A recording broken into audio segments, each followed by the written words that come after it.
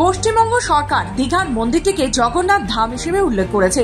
তা নিয়ে আপত্তি শুরু হয়েছে পুরীতে।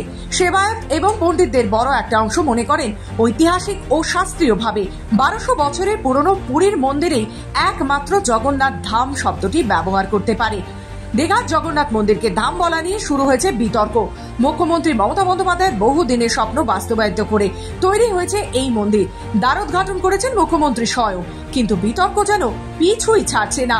সেই জল গড়ানো বহুদূর।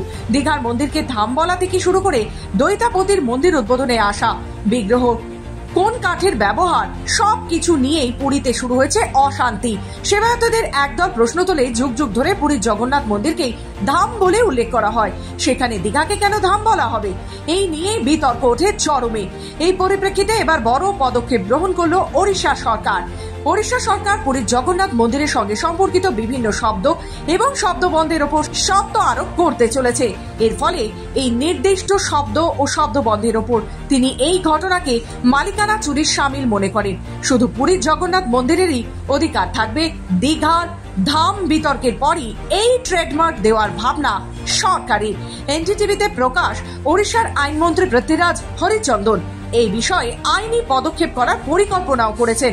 তিনি এই ঘটনাকে মালিকানা চুরির শামিল মনে করেন। ব্যুরো রিপোর্ট, খবর বাংলা।